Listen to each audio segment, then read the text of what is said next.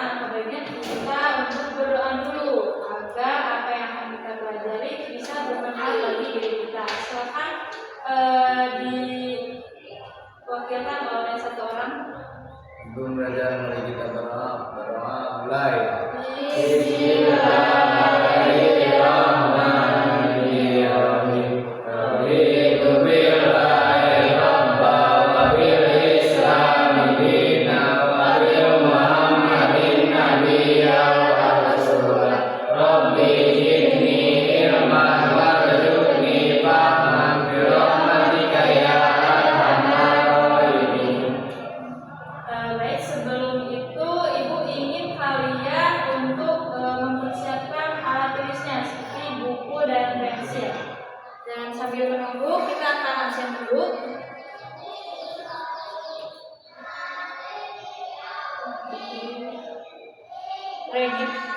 Fendi?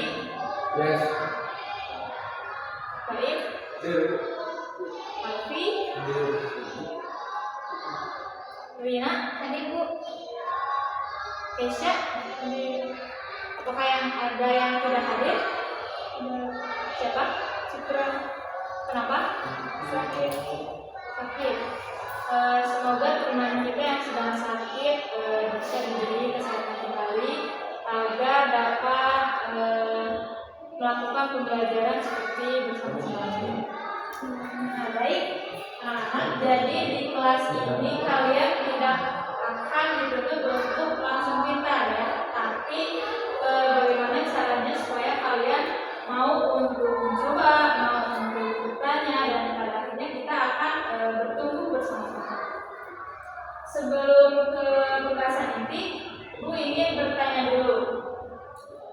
Kalian ketika membeli barang itu apakah pure memang karena kebutuhan atau karena gengsi? Dan ada yang karena kebutuhan? Terus. Nah, menurut kalian yang karena gengsi itu termasuk ke dalam perilaku yang baik atau buruk? Nah, jadi pada pembahasan kita kali ini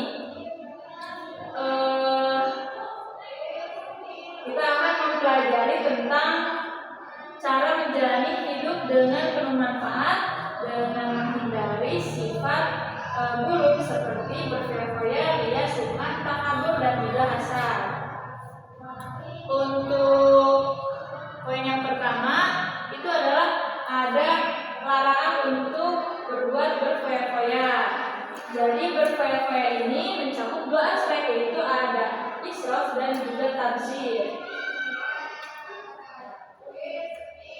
Nah, untuk israf itu menurut bahasa artinya berlebih-lebihan. Jadi israf menurut bahasa itu adalah apa?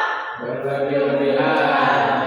Nah, segala sesuatu yang israf itu dilarang, termasuk dalam beribadah. Sebab di dalam Islam kita perlu seimbang antara dunia dan akhirat. Kemudian yang kedua itu ada tabzir tadi.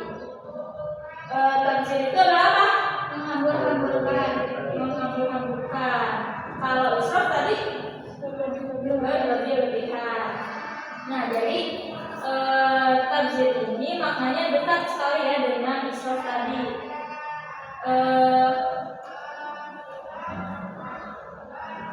Israf itu adalah perilaku berlebih-lebihan, dan jadi baik israf dan tabzir yang tergolong ke perilaku tercela itu dilarang dalam Islam dan termasuk ke dalam akhlak mazmumah. Akhlak mazmumah itu berarti akhlaknya apa? Yang baik atau buruk? Buruk. Berarti kita harus menghindari perilaku ini. Untuk contoh israf dan tabzir, siapa yang bisa mencontohkan di dalam hal makanan dan minuman? Dalam hal makan dan minum. Bisa? Tuh, di dalam dessert contohkan paling baik. Yang kencang. Yang jajan tuh. Mana? Oh, makanan luar. Coba. Jadi Kayaknya di wedding. Oh, iya. Pernikahan, misalkan lagi ngambil prasmanan. Hukumnya aja.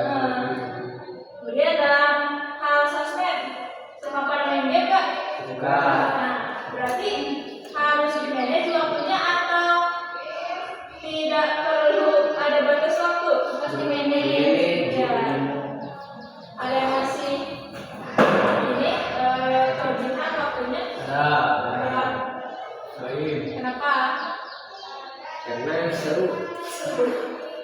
Nanti kalau misalkan masih seperti itu harus belajar memanage lagi waktunya ya. Mungkin itu adalah contoh israf dan tafsir. Dilanjut ke larangan berfoya-foya tadi. Jadi israf dan tafsir itu dua aspek yang nyambung dengan berfoya-foya. Jadi artinya berfoya-foya itu adalah apa? Pola Pikir, sikap, dan tindakan yang tidak seimbang dalam memperlakukan harta. Nah, jadi Islam melarang perilaku berlebih-lebihan ini gitu ya, karena perilaku ini termasuk dalam perbuatan setan, dan setan itu selalu ingkar kepada Allah, kepada Tuhannya. Kemudian dampak negatifnya apa dari melakukan perilaku tersebut? Coba dibaca oleh satu orang dari ujung. Terlalu sibuk mengurusi kebahagiaan duniawi, melalaikan akhirat. Nah, jadi kalau misalkan kalian kebanyakan melakukan perilaku yang mencakup ke ranah pemborosan atau berlebihan, itu akan senantiasa sibuk ya mengurusi dunia gitu, tanpa jadi lupa gitu, tanpa memikirkan akhirat. Jadi lupa akan bahwa tujuan akhir itu kita akan ke akhirat. Kemudian yang kedua apa? Menimbulkan sifat iri dan mulia. Ya, kemudian Dapat mengikuti privasi apabila hartanya habis. nah iya, jadi kalau misalkan hartanya udah habis, dia akan merasa gelisah. Kemudian yang terakhir berpotensi menimbulkan sikap pikir. nah, kalau misalkan kita terus-terusan membelanjakan harta sampai habis gitu ya, kemudian gak ada waktu untuk sedekahkan, diinfakkan, maka itu akan menimbulkan sifat pikir. Pikir itu apa? Pikir itu adalah sikap kayak pelit. Nah, jadi kalian nanti akan pelit kalau misalkan sering menghambur-hamburkan harta. Jadi cara menghindari sifat israf dan tabzir ini apa saja? Membelanjakan harta sesuai dengan skala prioritas. Kemudian harus membiasakan bersedekah dan membantu orang lain. Kemudian bergaya hidup sederhana. Kemudian harus selalu bersyukur dan bersikap rendah hati. Lanjut. Jadi tadi itu berfoya-foya itu apa? Menghambur-hamburkan harta. Apakah sampai sini bisa dipahami? Bisa. Jadi kita lanjut ya ke materi selanjutnya. Itu ada larangan berbuat riya dan sum'ah. Siapa yang tahu apa itu riya? Coba. Melakukan amal perbuatan dengan tujuan mendapat pujian dan kedudukan mulia di mata manusia. Ya, betul.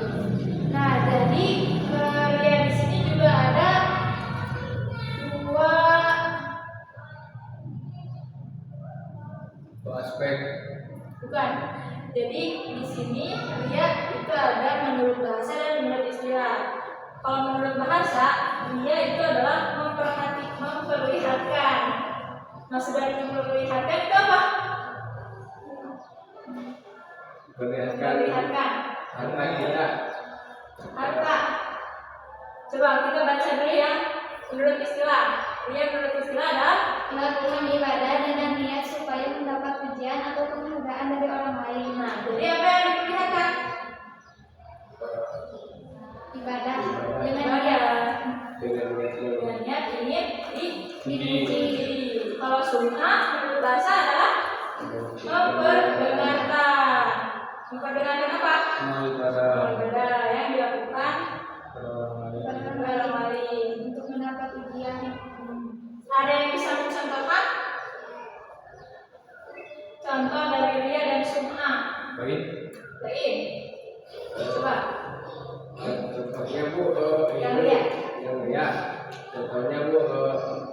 sih, tapi biar orang lain padahal dia teman-teman karena salah. Ya bisa jadi. Kalau yang sum'ah itu memperdengarkan amal ibadah yang dilakukan oleh orang tersebut. Misalkan amal ibadah.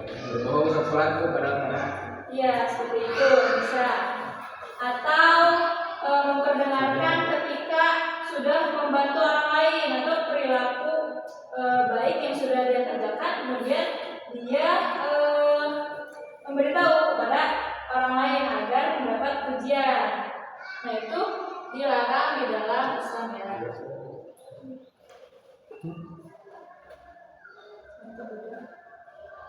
Nah di dalam firman Allah dalam Quran surat Al-Baqarah ayat 264 bahwa ria itu dinyatakan sebagai penghapus pahala.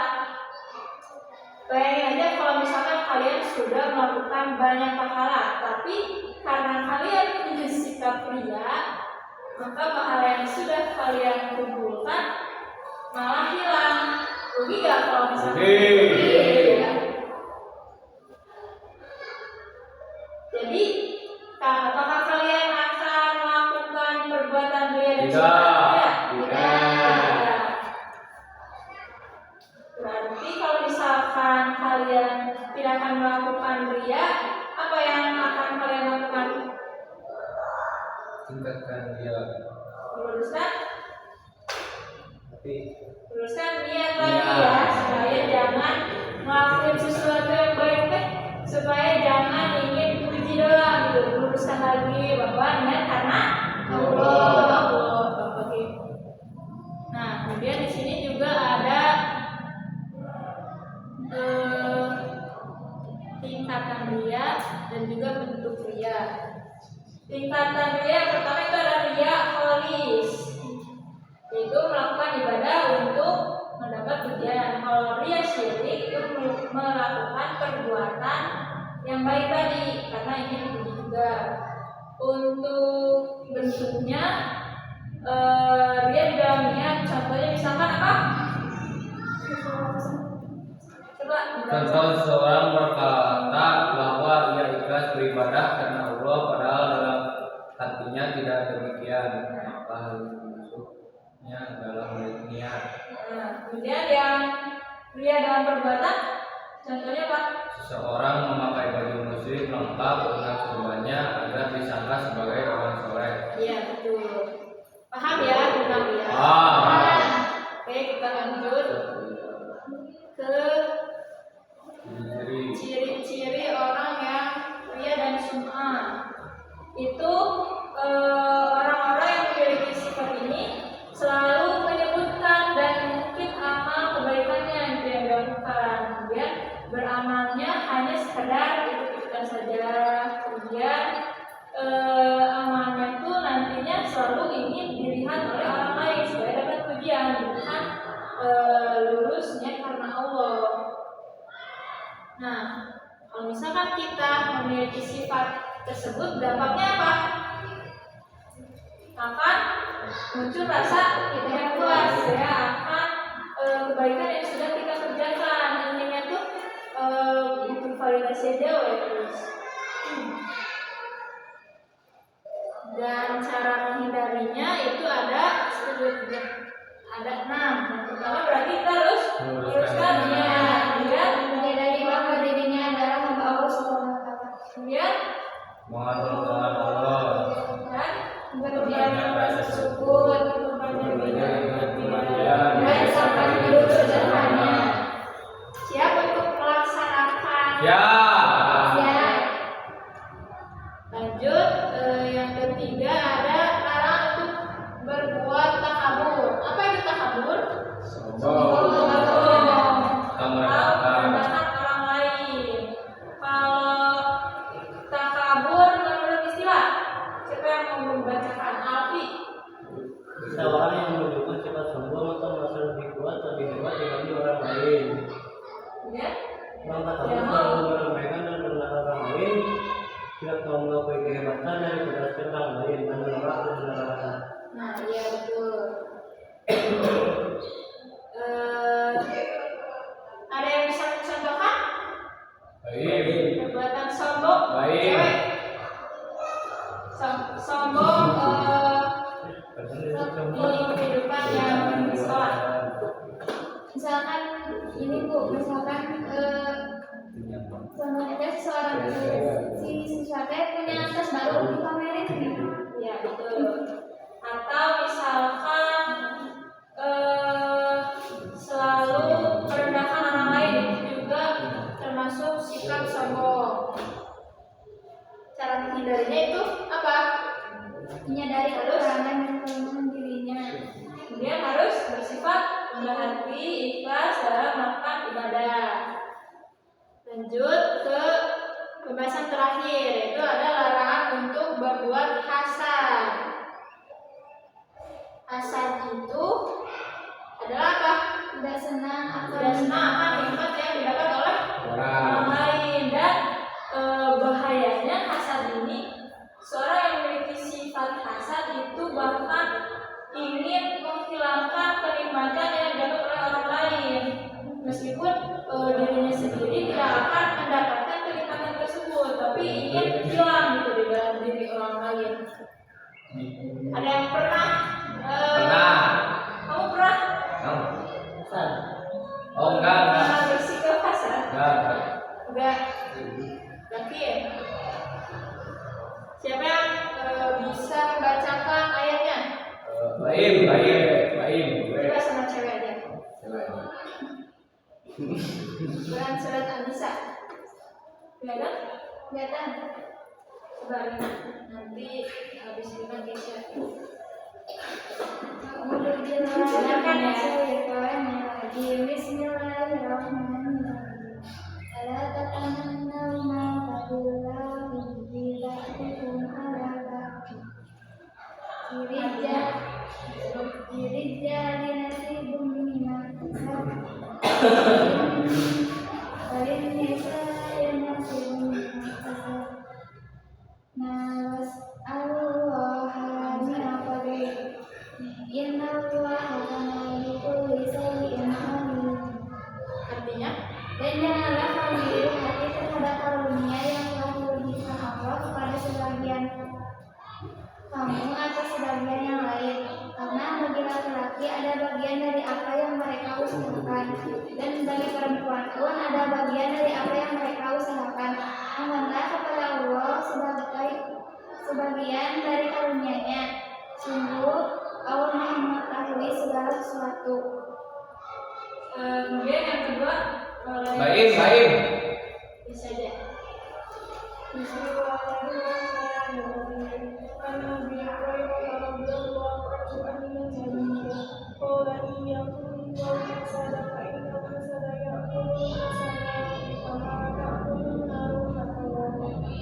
Artinya? Dari Abu Hurairah bahwa Nabi Muhammad SAW bersabda, jauhilah hasad berlebih karena hasad dapat memakan kebaikan seperti api memakan kehebatan. Ya betul. Dilanjut ke, nah di sini ada 3 jenis hasad yang sangat berbahaya menurut Imam Al-Ghazali. Yaitu yang pertama ada seorang yang bersikap hasad ini mengharapkan hilangnya kenikmatan yang dimiliki oleh orang lain dan ia mendapatkan nikmat tersebut. Jadi seorang yang memiliki hasad yang sangat berbahaya itu yaitu orang yang ingin menghilangkan kenikmatan yang didapat oleh orang lain, kemudian dirinya sendiri ingin mendapatkan kenikmatan tersebut, padahal semuanya sudah diatur oleh Allah gitu ya, secara adil rezeki masing-masing itu. Dan yang kedua itu mengharapkan hilangnya kebahagiaan dari orang lain, sekalipun dia tidak akan mendapatkan hal tersebut kembali pada dirinya gitu. Dan dia akan merasa bahagia ketika kenikmatan yang ada di diri orang lain itu hilang, padahal dia sendiri juga tidak mendapatkannya gitu. Dia merasa tidak ridho terhadap nikmat yang diberikan oleh Allah kepada orang lain gitu. Meskipun ia tidak mengharapkan hilangnya nikmat itu dari orang lain gitu. Mungkin sekian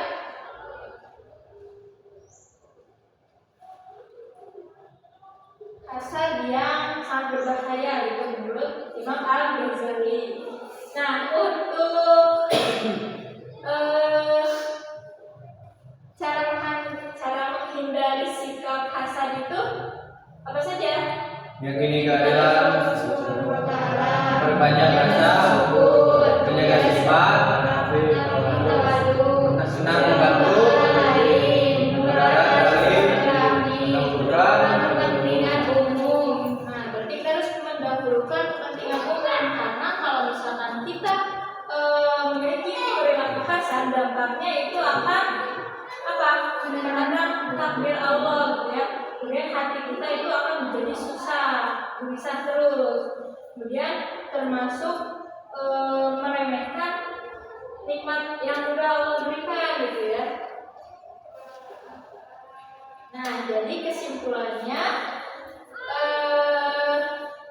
cara menghindari perilaku tersebut berarti kita harus memperbanyak tawadu atau supaya kita dapat terhindar dari apa saja tadi? Berfoya-foya, dunia, sum'ah, takabur, hasad. Baik, untuk sebelum ditutup, apa saja yang akan kalian lakukan setelah mempelajari materi hari ini? Coba masing-masing harus bisa menyebutkan. Saya akan berusaha menghindari perilaku berfoya-foya dan menggunakan uang sesuai kebutuhan. Terus lagi, bagus. Saya akan berusaha tidak pamer ketika melakukan kebaikan agar terhindar dari sifatnya. Ya, yang cowok. Saya akan melihat hati dan tidak merasa lebih baik dari orang lain. Saya akan belajar bersyukur atas apa yang saya miliki agar terhindar dari sifat hasad atau iri. Ya, bagus. Saya akan menerapkan sikap sederhana dan bijak dalam kehidupan sehari-hari. Oke, baik ya. Semoga apa yang kalian sebutkan itu tidak hanya kalian pahami, tapi kalian juga harus bisa menerapkan di dalam kehidupan sehari-hari ya. Mungkin sekian pembelajaran dari Ibu. Untuk minggu depan kita akan dibagi tugas ya, tugas kelompok. Kita bagi 2 kelompok aja. Nanti kita akan membuat poster yang mana poster tersebut mencakup ke 5 sikap ini yang harus dihindari gitu. Kemudian nanti kalian upload di sosial media dan mengontak akun Ibu. Yang bagus nanti kita akan berkolaborasi dengan akun sekolah ya. Sekian dari Ibu. Mohon maaf apabila ada perkataan yang kurang berkenan. Semoga pembelajaran kita bermanfaat. Assalamualaikum warahmatullahi wabarakatuh. Waalaikumsalam.